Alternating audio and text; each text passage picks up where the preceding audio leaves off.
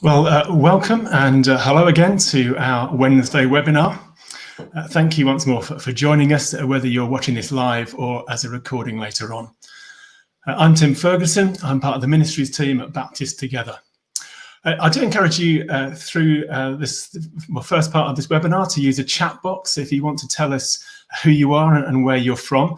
And I know that we've invited a number of safeguarding leaders from other church denominations. So a particular welcome to you if you're joining us from outside the Baptist family. Before we begin today's webinar, let me, as ever, just advertise what's coming up. So next week we have, our title is Evangelism Off the Streets. So ex-Baptist Union President Chris Duffett will be talking about how we may share the gospel, even whilst we're restricted from meeting with others.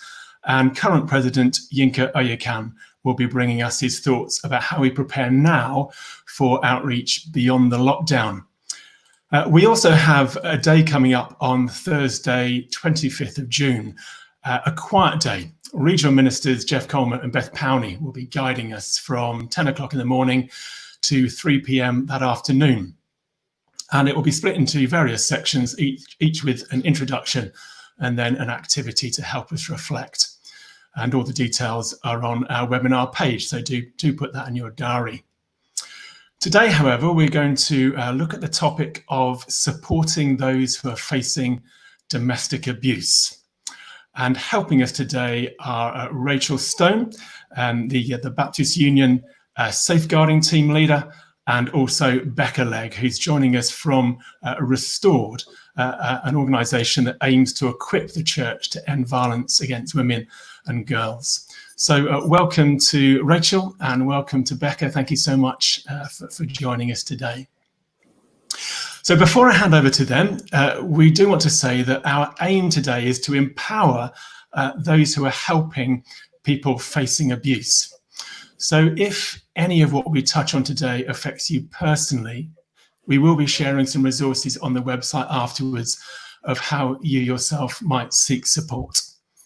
So I'll hand over to Rachel and she'll lead us through a conversation with Bekah. Good afternoon, everyone. We're delighted to welcome Bekah Legg today. Her work with Restored is important in informing and supporting churches about domestic abuse and domestic violence. I'm going to be asking Bekah a series of questions, and particularly asking her to reflect on what Restored are seeing in terms of domestic abuse issues during and potentially after lockdown. And there'll be some space at the end of this session for questions. So if you do have a question, please put it into the chat box and we'll get to that later in our meeting together. Well, Bekah, welcome. Can I ask you, first of all, just to tell us a little bit about Restored's work in the area of domestic abuse? Definitely. And first of all, I'd like to say thank you for having me. It's a real privilege to be here and share what really is on Restored's heart. Restored began 10 years, or nearly 10 years ago, actually, and it had this great big vision of ending violence against women and girls around the globe, which is a fantastic vision, but it's huge. And so over the years, the vision has, I wouldn't say narrowed, but it's focused itself on actually what does that look like in the UK? And the reality is that what that often looks like is domestic abuse. And so Restored works to equip the church to recognise, respond and to deal with domestic abuse in its communities and within its congregations, which is really, really important, because a couple of years ago, Restored partnered with a couple of universities to do some research in the church to see what abuse looked like. And it quite fascinatingly and disturbingly actually discovered that 1 in 4 women within the church, regular church attenders, have experienced abuse within the relationship they were already in, which parallels the numbers we see out in ordinary society. So as much as we like to think, and we want, we hope for the church to be a place where community looks different, relationships look different, and that is the ideal we all go for, the truth is we have a problem too. So it really matters that we know that. Equally, what we also discovered was that only 38% of people just think there is a problem with the church. But really importantly, and this is the thing that I really have got a heart to change, only 2 out of 7 women felt that they would go to their leader if they had a problem. They only felt that, so 2 out of 7 felt confident speaking to their church leader. And that's, but I want to change all the statistics. But today, I hope we can change that last one. That would be good. Thank you, Bekah. That's a worrying statistic in itself. For those joining us today who've had a little contact with people who are experiencing or have experienced domestic abuse, could you outline for us what the most common types of domestic abuse are? I think when we talk about domestic abuse, we all imagine bruises, black eyes, you know, people who've been physically hurt, and it can include that. But I think where abuse normally begins, and what you will see most often, is with coercive control. People who are trying to take over, you know, and and the truth is, abuse is any pattern or incident of controlling, coercive, threatening behavior, violence or abuse. It can be all sorts of things. And, you know, and you can list it into financial abuse, which is one we don't always think about. So in my experience, because I've been a church leader as well, I've seen that look like people who, you know, are kept on a very tiny budget and not given any money. You know, they're not given access to money. But the other end, I can think of a couple that I've worked with where the wife just wasn't allowed to go out to work. She was given all the money she wanted, but she wasn't given any independence. And so that, like all kinds of things, it can be physical, it can be psychological, it could be sexual, and it can be emotional. And understanding the vast array of that really, really matters. But the coercive control, that, you know, bending someone so that one person is very much submissive to the other, whatever that begins to look like, that's when you know that you're beginning to get problems. Thank you. Bekah, we've seen in the press that there have been vastly increasing number of calls to the domestic abuse helplines during lockdown. Could you share with us a bit of what you and your team have been seeing are particular issues during lockdown? Yeah, so this comes in a number of ways. So as an organisation, we don't have direct helplines for survivors, because what we do predominantly is support the church. But we've had increasing number of church leaders coming to us saying, can you help? Which we've taken as a positive on account of the fact that means more churches trying to do something. But we do run a survivors network. We've seen increased numbers of women accessing that, and equally, so many of the women in our survivors network have already left their situations. And we're just hearing again and again how grateful they are not to be locked down, because lockdown is creating increased violence, increase in abuse across the board. In fact, I think it's been estimated that for every 3 months of lockdown, there'll be globally, this is now, there'll be 15 million more cases of violence, a 20% increase.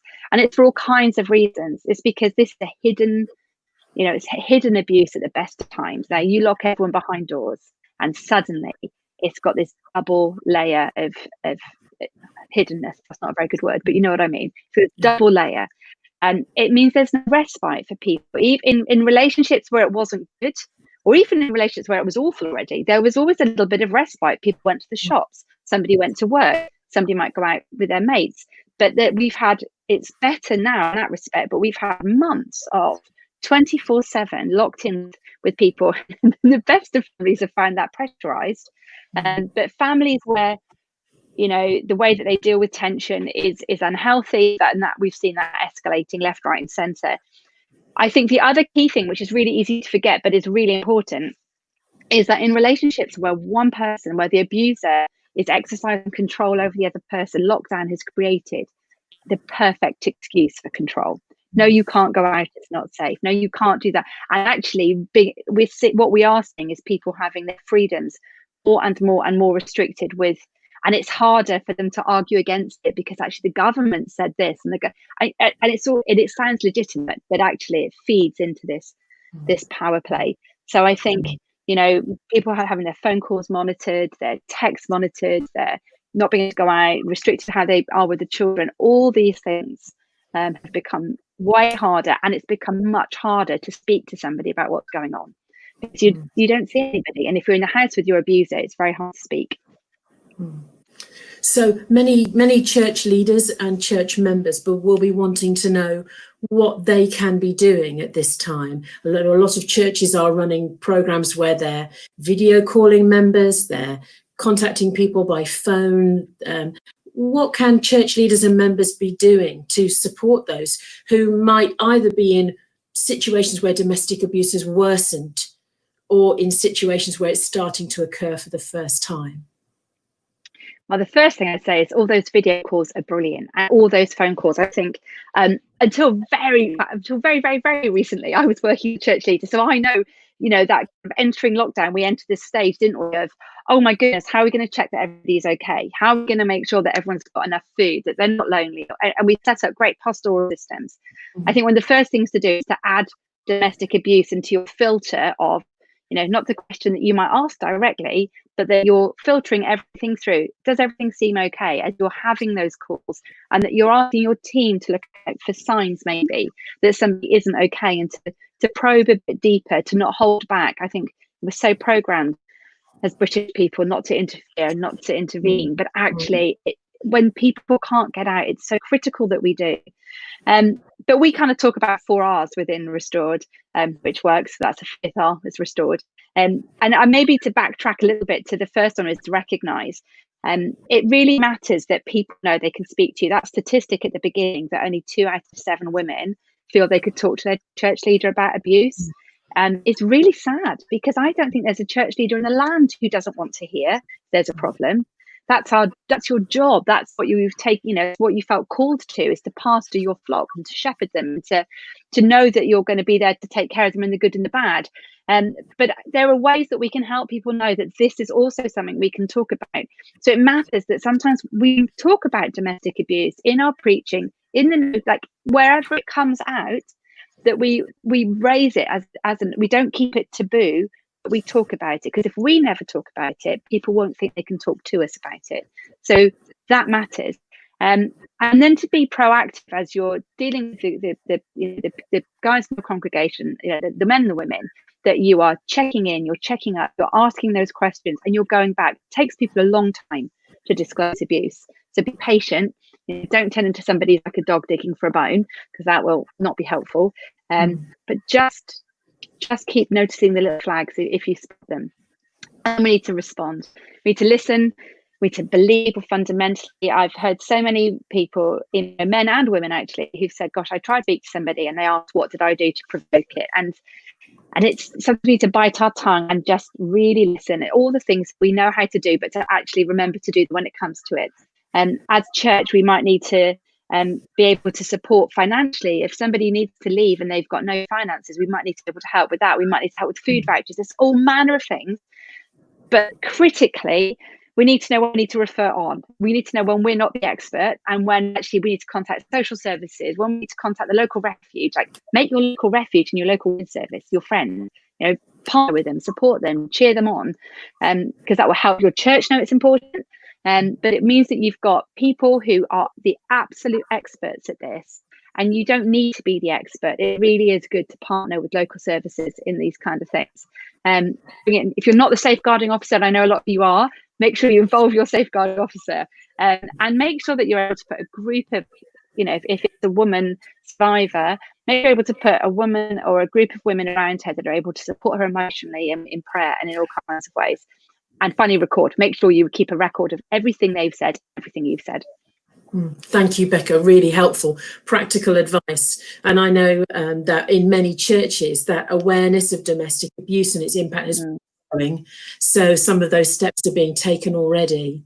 Can I ask about particular concerns about coming out of lockdown? We've already seen mental health professionals start to talk about the particular flashpoints when social isolation restrictions are lifted somewhat, and maybe when more people who are affected by domestic abuse start to think about leaving or separating the situation they're in. Yeah, it all comes back to this power and control cycle that goes on within abuse. And the truth is that a lot of people will have felt trapped over the last months. And as they feel that lockdown is easing, and maybe it's possible now to leave, they might get to this point where now I can leave. Now, the truth is, and this is important to know, they've been allowed to leave all the way through. That all the lockdown laws didn't apply to people in domestic abuse situations. So it's always been okay to leave. But the moment at which a victim leaves their their abuser is the most dangerous time in the whole of the cycle. It's when we see the most murders and the biggest violence. And it's because of this power control cycle. So, you know, up until now, the abuser has been exerting control and power over the victim. And for as long as he felt it or she felt in control, that was okay. But of course, the minute somebody's going to leave, that's when the abuser realizes they've lost control. And that's then when they could perhaps escalate the means by which they try to have control. And that's when it can become violent. And sadly, when we see the most deaths. So managing that moment, that's why we don't try and do this on our own. It matters the police, social services, and everybody are involved to protect somebody as they make that really critical decision to leave. Thank you. And I'm taking for that it's helpful for designated people for safeguarding at local level to make sure that they do have those contact numbers, the relationships, have made the calls to work out where they might get support from locally. And that's not just statutory agencies. I guess that's charitable bodies and support groups as well in their areas. Thank you. So we know that in churches across the country, people are keen to be able to support those who find themselves in these frightening and difficult situations, and situations that might be getting far worse as we speak today. So what can churches do to be most helpful for those in their congregations, or those who don't come into church but maybe link in through a mums and toddlers group or a lunch club or some other a community-based group? What can churches do to make sure that they are most helpful in supporting people who are experiencing abuse? Some of the stuff I've hinted at already. You know, within your congregation, teach a different story, tell a different story, tell the story about women, where women get supported and where women, you know, deserve better than an abusive relationship. That it matters that you have that conversation. You've got stickers on the back of the loos and the, you know, in the bathrooms, and we can be in the building. And, you know, we've got those stickers that say, here's how you find help, because it tells people that you want them to find help. The message that we pass on matters so deeply. People who've been living with abuse, whether it's been for weeks, months, years, or decades, have repeatedly heard how little their life is valued. They've been put down, they've been shown disrespect, they have often lost any kind of self-worth. And, you know, if the church has one message to give in the whole of the world, it's that, you know, people are invaluable. They are absolutely invaluable to God and to us, and to help to restore some of that value to somebody's life, whether that's the, you know, the mum in the toddler group who is quiet and withdrawn, but who desperately needs to discover that her voice matters and that she's loved and that she is a place of welcome for her. Just those little things actually can mean the world to somebody. And then it goes beyond that. Sometimes the practical supports that we're able to offer, whether that's food vouchers or, you know, a cafe where you're able to help and play with the kids, or, you know, or groups or parenting support, that, you know, as a church, you'll know what kind of support you're able to offer. And, you know, right at the top, sometimes some churches are able to say, well, actually, we've got a home you can come and stay in if you need to escape.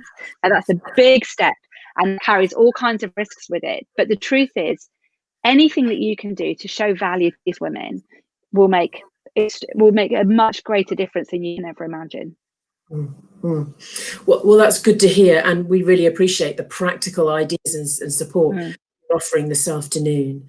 I know that you spend a lot of time speaking with churches about how they are preparing themselves to be of more help in domestic abuse situations. I imagine there are also some things that churches often get wrong when it comes to supporting people experiencing domestic abuse. Could you tell us a little bit about that? Sometimes it's helpful for us to understand things that maybe we don't consciously get wrong, but that might affect some sense of feeling that they could talk about it or that they might get support.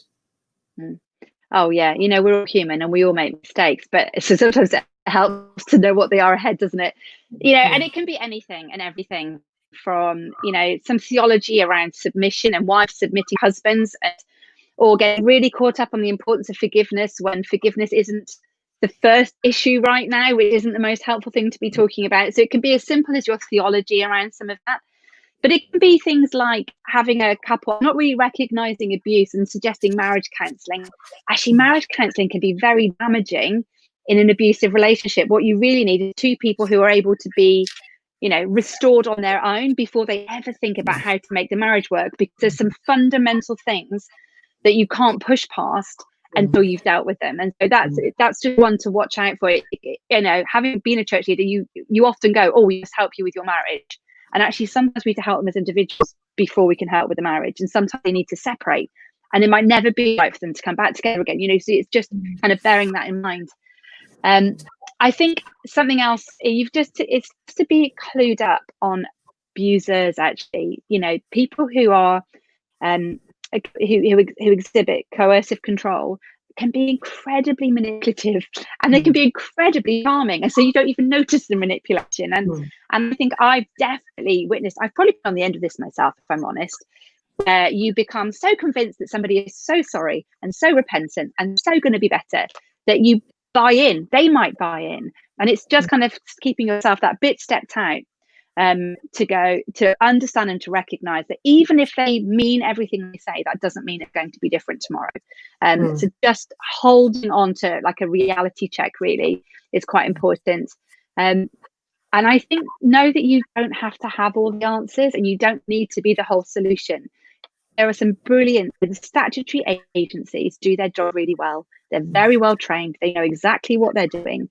And it's really worth partnering with them. I think sometimes as church leaders, we can feel like, you know, we must be the one who can have all the solutions. And, you know, the truth is, passing people on to experts is sometimes the best gift that we can give. And probably the last one I'll just mention for now is it's so tempting to want to tell somebody what to do. Like, I know that shouldn't be the case anyway, but with somebody who's been controlled for a long time, they often actually even want you to tell them what to do.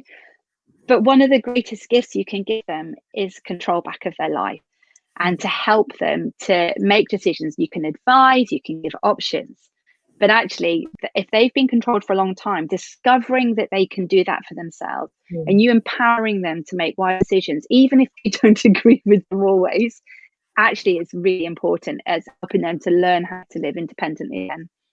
Yeah. Oh, thank you. And as you've talked there, you've talked about understanding the level of expertise and support that's potentially through statutory agencies. You know, I know in our safeguarding work generally that some people are nervous of approaching statutory agencies. They're not quite sure what will happen, or whether things will be completely taken out of their hands. Could you just tell us a little bit about the ways that statutory agencies will get involved and will support in these situations?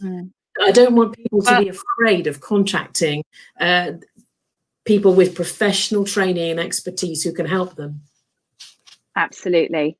So I guess you have the police, and the police at the moment are responding so quickly and so thoroughly to they generally do with domestic abuse, and they can't let it go. They do have to follow up on things. So it is always worth, if you're having a conversation with the police, it's always worth being aware. If I haven't got permission for the police to get involved yet, I need to keep things anonymous, because then they can't do anything. That's top tip.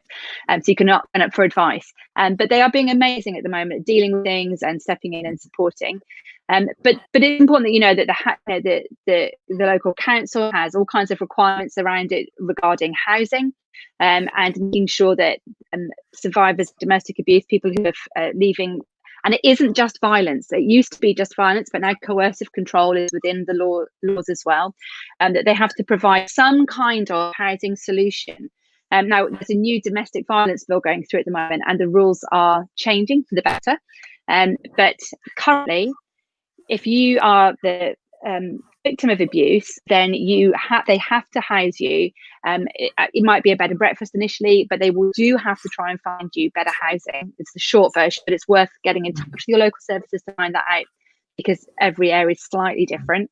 There's an element of proof tied to that always. So it does mean that the police need to have been involved to document that there's been domestic abuse. And the family courts and the kind of laws that are able to be brought in around protecting somebody from their abuser once a decision's been made to leave, or even within it. At the moment, there's unfortunate amounts of at the moment, with new law it will change, but currently there isn't enough weight on the victim So at the moment, the victim might need to move to be safe, whereas in the future that's changing. So the victim can stay put and the abuser will have to leave, but that isn't in place.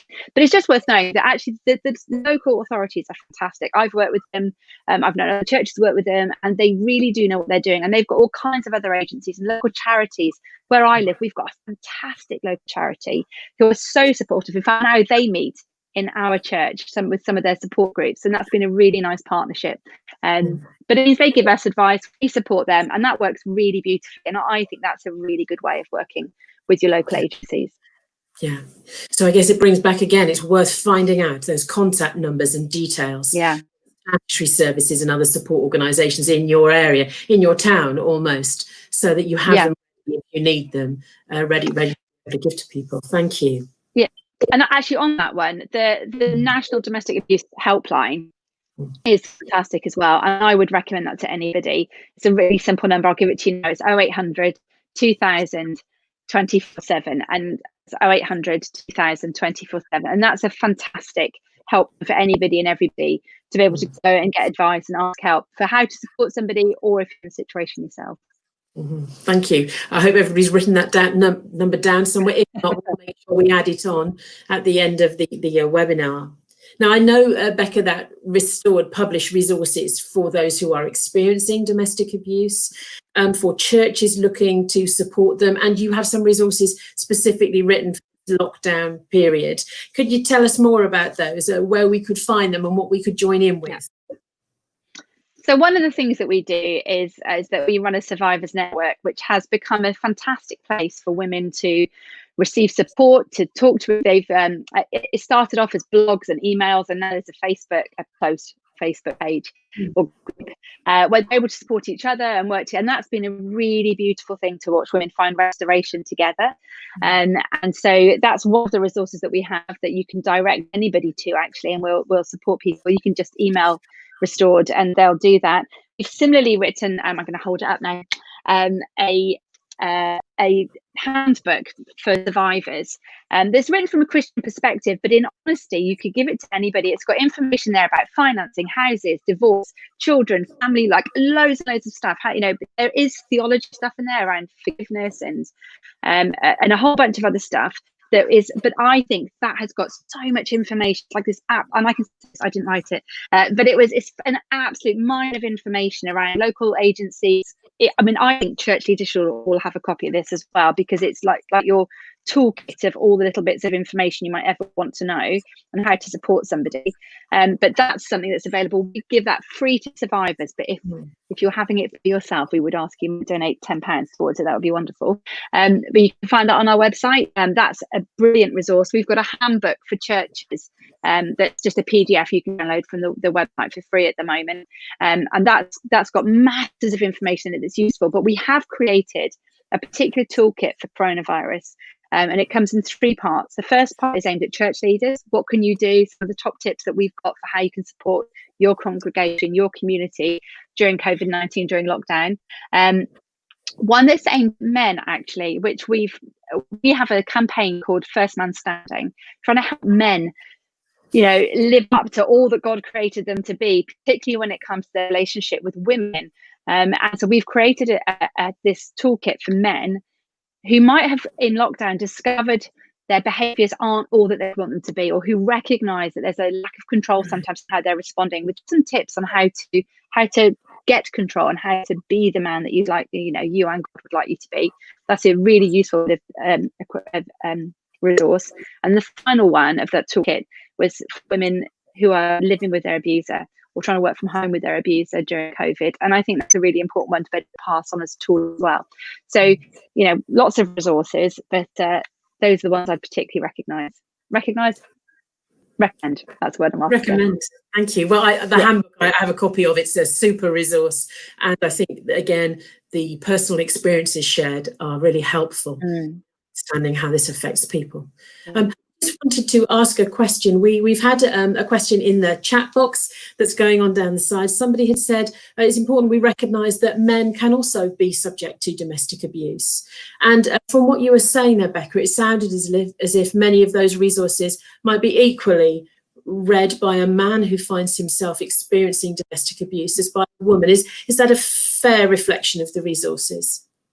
I think so. I mean, Restored came from the background of ending violence against women and girls. So it's always had this slightly gendered nuance to it. But the truth is, we recognise, abuse happens across every boundary that you could possibly create, whether that's gender, age, class, nationality. It just happens, and it really matters. Yeah, anything that we've written would be applicable across the board.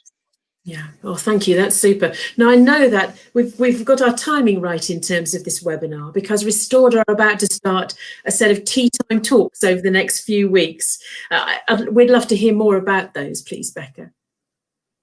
So we very swiftly realised that church leaders needed some more support during this time, and we're really pleased that more church leaders were coming to us for support. So our training manager has put together these really lovely set of trainings that run over 5 weeks. It's a short video, about 10 minutes, with about 40 minutes afterwards then for conversation and questions. But we're doing everything from looking at what is abuse through to why don't women leave, right through to the end. So it's a brilliant resource for anybody, really, whether you're a safeguarding lead and probably know quite a lot of it already, or are trying to train your pastoral team, or anything really. Anybody's welcome. They just need to email us, and we're able to sign you up. I think the next 5 is starting. I thought it was starting next week. It's actually starting on the 22nd, but that's just a couple of weeks away. So that's it's a week and a half. So that'll be great. That's on a Monday afternoon at 4 o'clock, just for about 50 minutes. Okay, Mondays at 4, and more information on the website, on the Restored website. Yeah. That's super. Bekah, thank you so much for sharing with us today. We're going to move into questions in just a minute or two, but I just wanted to take a second to just talk about resources within Baptist Together that are available for Baptist churches. In fact, all of them are available free of charge on our website, so you don't have to go to a Baptist church or be working in safeguarding in a Baptist church to access them. They're free of charge for everyone. So if you go to the safeguarding section of our website, you'll find that there is a specific guide to supporting those experiencing domestic abuse. And at the back of that guide, there's a whole list of organisations, resources, contact points that might be helpful to you if you work in a church setting. We also have a more generic guide to how to support people who are experiencing any type of abuse, which again, if you're in a pastoral role or a safeguarding role in a church, we hope will be of help. If you are a member or a leader in a Baptist church, you may have been through our new safeguarding level 2 and 3 excellence in safeguarding training over the last few years. And now we specifically include domestic abuse scenarios in that to help deepen people's understanding. So if you haven't been through that yet, clearly it's difficult to run our courses at the moment during lockdown, but as soon as we're out, we'll be recommencing that program of training. Finally, if you need support and advice, particularly if you are the designated person for safeguarding in your church or a pastoral leader, if you're the minister in your church, you feel that you're picking up on signs that there may be a domestic abuse situation occurring with someone who's connected with the church. Clearly, Bekah's given us a wide range of resources and places to go today, but you can also go to your regional safeguarding lead, who will be happy to stand with you and support you as you work to support that person, that family, as they deal with this issue. We've put all of the Restored web links onto a page that's at the bottom, going to be at the bottom of this webinar link when it goes up later today. The Baptist resources are available on the Baptist website under the safeguarding section. And please do take some time to read, to think, to pray about this subject. We want to encourage you to be the most amazing supporters to people who find themselves in such very difficult situations. Well, I'm going to hand back to Tim, and I think we're going to take some questions. Yeah, thank you so much, Bekah and Rachel, for leading us through that, and Bekah for your input and your wisdom and advice. So can I encourage those of you who are viewing, this is a time, if you haven't already done so, to ask your questions or put your comments in the chat box, and we'll pick them up as they come in. So we have one that's come from Avenue Baptist Church. Bekah, here's a a question about statutory bodies. When the experience has not been positive of contacting statutory bodies, what do we do then? And I wonder whether there are ways where you have seen them be unhelpful, or are they unfailingly helpful in your experience? I have to be honest, I've had pretty good experience so far. Although, actually, no, I can think of one situation where they haven't. I think sometimes, I mean, I've experienced statutory bodies not being concerned about something I'm concerned about, and I think something's a situation and it hasn't hit their alarm bells yet. And I think that can be a frustration, or it can be a fear. It can raise real fear in us. And then I think you just you have to keep badgering them. I think sometimes they are overwhelmed with what they're dealing with. They're under-resourced with what they're dealing with. And sometimes, when we're aware that we know something that we'd like them to know more about, then we need to chase them, and we need to give them as much information as it takes to help them to take that on board. If they're acting outside of, if they're ignoring you and leaving you out, then I would still just I'm afraid I'm a pesterer. If they're not including me in conversations, I'd be ringing them up and saying, what are you doing? How can we be involved? Maintaining good relationships with local statutory bodies, I think, is really important as church. I mean, when I was working as a church leader, one of my goals was always to have a really good relationship with my local people, and then go, and if you need to, go to their boss and badger them so that you can get the information you need and the support you need. Politely, always. Rachel, I wonder if churches are finding it difficult to relate to statutory bodies. They're not quite sure whether they're doing the right thing or whether they're being given the right service. Could they come to yourself, or do they go to their associations if they just want to check out that relationship and what they should be receiving from it? Yeah, I would suggest go to your association's safeguarding lead if you're really struggling to get through. One thing that is worth clarifying when you speak to statutory authorities, whether it's about domestic abuse or any other kind of abuse allegations, if you are the designated person for safeguarding in your church, do make it clear that you are a volunteer. Because I think sometimes people in statutory agencies are used to dealing with other professionals, and so they expect you to know what to do with something, or they might expect you to be making what they call a threshold decision. Is this serious enough for us to be involved? So sometimes it can really help to just explain your own background and say, look, I hold this role in my church, but I'm a volunteer. I do this in my spare time. I'm not used to working with threshold decisions. And sometimes the light bulb goes on and people say, oh, right, and we'll have a more helpful conversation with you. Okay, thank you. I was going to add to that. I would imagine people who are part of the Baptist can refer back to you, but an organisation like 318, which was CCPS, they're also brilliant at helping you to think through those threshold decisions, and then to send you written advice afterwards so that you can document. I've done that in the past as well. So this is a situation I'm involved in. I can't work out if I need to refer it or not, and they've been able to help and give advice in that situation. They're very helpful. Okay, 318 is the name of the organisation. Yeah. Thank you. So thank you to Bernice for sending in this question. So young people obviously can get caught up in domestic abuse, and it can happen between them. Anything that churches can do to help advocate and promote healthy relationships among young people? Oh, this is one of my passions, actually. I think that if we can help our young people to get relationships right, and that this is about working with your youth worker, helping them to teach about boundaries and appropriate, how to handle anger and all these things. And I used to work for Compassion actually years ago, and our president used to talk about children being like cement, and you can mold wet cement when they're little, but as they get older they set, then you have to break it to change things. And so that was all about what you can teach children and you can teach young people will shape them for the rest of their lives. So I think working with young people around relationships, but also having parents to do that, care for the family, do an excellent resource, which is they do normal parenting courses that you can train and teach. But one of the ones they do is handling anger in the family, and that we did at my last church, and that was it was the most oversubscribed parenting course we did.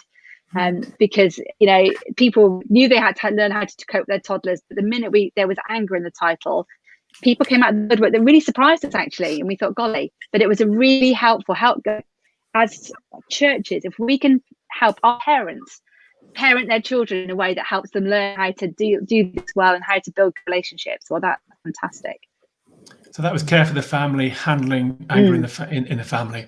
Okay, again, we'll see if we can maybe include that later on in our resource list. Encourage you to keep putting the questions in. I don't think we've got any more that have come in live, although don't fear, because I've got a couple lined up. Bekah, I particularly wanted to ask you, thinking about those who may be pastors and ministers, the temptation can be to, in some way, address the abuser and to have a contact with the abuser if, of course, they are also part of the congregation and so on and so forth. Have you got any advice on whether that's ever wise? If it is, how to do it, or if it isn't, what should you do instead? Yeah, that is a really good question. And because it is hard, often a couple are both part of your congregation and you feel like your responsibility is to both of them. And in many ways it is.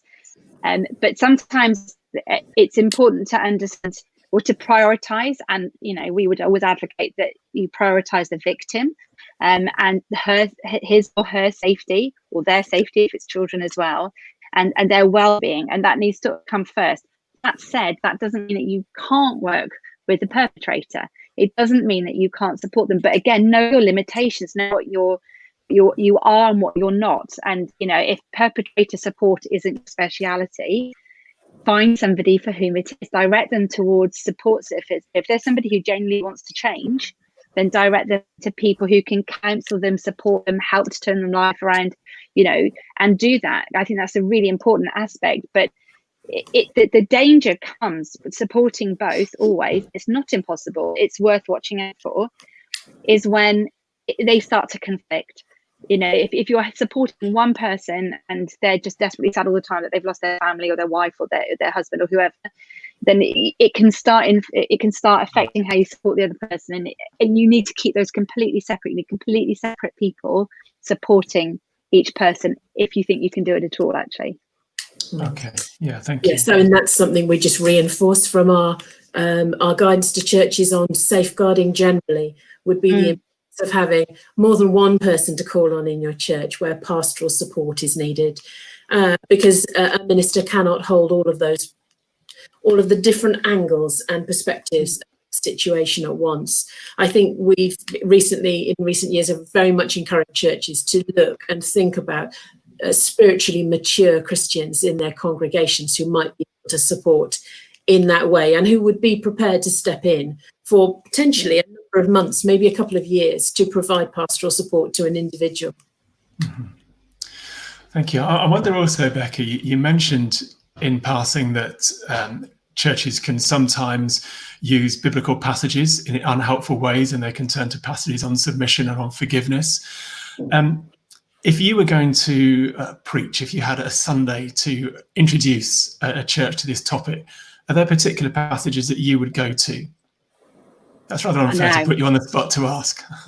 No, actually, I did it last Sunday. Okay. I preached on Judges 19, which I have never heard preached on before.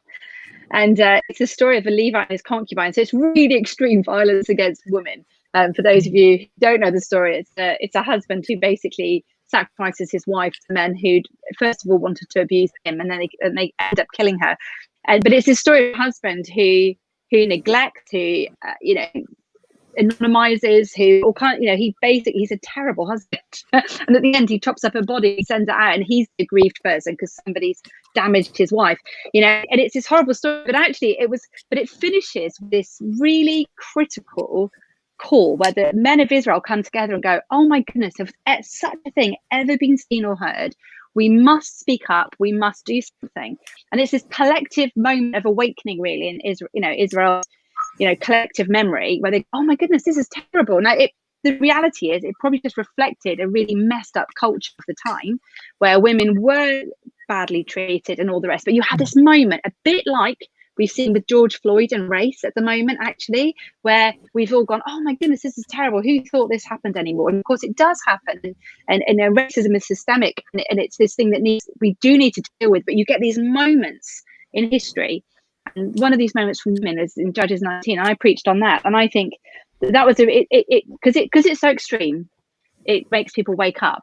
but it also helps us to say, well, where are those things inside of me when I act selfishly, when I, sacrifice other people for myself, when I, allow my desires to overcome what God desired for me. And I think that's an extreme place to start, and it probably wouldn't be most people's favorite, but otherwise it's about looking at, what does forgiveness really mean, and what does submission mean, and what does, if we're going to look at submitting to your husband, what does it look to lay down your life for your wife, making sure that we deal with those properly. Another one, I preached on James a while ago, and I was talking about anger and how we respond to anger, and that's another one where then you can actually start to bring up, well, if people, how do we deal with our anger? What does it look like? When's it appropriate? When isn't it? When has it got out of hand? When should you ask for help from outside? And I think if you're looking for it, you can find all kinds of places to start talking. But yeah. Fascinating that you go to one of the most overlooked passages, perhaps, in the Old Testament. Very rarely have I heard a sermon on Judges 19. So thank you. I don't think we've had any further comments come in, so I just want to say this now is the last chance to put a question in. But Rachel, is there anything that you want to just add or ask Bekah again, just out of any of that conversation? Just a last chance for I think the only thing that I'd like to say, Bekah, is just to want to thank you for sharing this with us from a church perspective today. Secondly, just to encourage people to have a look at the In Churches 2 report that Restored published back in March 2018, which was a survey done in churches in Cumbria from a number of denominations, and had a look at what churches thought about domestic abuse, how they tackled it when it arose in their congregations, in their communities. It's an eye-opening read. And I would suggest, if you haven't had the chance to see that, and particularly if you're new to thinking about how your church might support people who are experiencing domestic abuse, that report is a fantastic scene setter for the other things you might read, the tools you might use. It's available again to download free of charge on the Restored website. So it's called In Churches 2, published in March 18. Okay, thank you. And likewise, Bekah, your last chance, anything that you still want to say that just come to mind that you haven't yet said, do take the opportunity if you want to. No, I think I just want to say thank you for coming and caring enough to pay attention to this seminar, because that's what the world needs, and that's what survivors need, whether they're male, female, or their children, however old they are, is to know that somebody cares. And what you do with this information and how you use that in your communities and congregations could transform somebody's life just by letting them know that you care. It could be the doorway to freedom that they need. So thank you. Know that as a team, we're always praying for the church around the country, that they would be strengthened, and filled with the Holy Spirit as they go out to support families and to support relationships, but fundamentally to protect people too. Okay. Well, can I just a massive thank you to both Rachel and to Bekah, and Bekah for bringing your input and wisdom. I really appreciate that. I think we're going to conclude in a moment, just a notice or two, but before, I think it would be good to pray. So I'm just going to read a brief prayer. And I suppose this is a prayer that we speak over all those who face abuse at this time. God be with you in your reality. Christ be with you in your adversity. Spirit be with you in your perplexity. And may we all be with each other in solidarity. In the name of Jesus Christ. Amen. Amen. Well, again, thank you to Rachel and to Bekah. Just to conclude with a reminder that next week we've got our webinar on evangelism off the streets. Or do join us this evening at 7 p.m. for our next prayer broadcast with Lynn Green and Baptist Church Minister and Chaplain Jill Willett. But from me for now, God bless you and goodbye.